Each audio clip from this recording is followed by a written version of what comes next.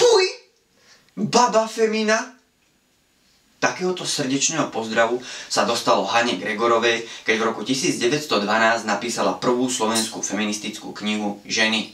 Tento milostivý pozdrav jej uštedril Svetozár Urban Majanský, prezývaný tiež patriarcha Slovákov.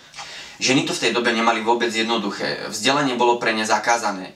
Najväčšou túžbou každej ženy bolo vtedy oženiť sa za učiteľa, lebo to bol jediný spôsob, ako sa dostať k vzdelaniu. A keď si doma čítali knihy, bolo im to často vyčítané, museli ich doslova schovávať do hrncov.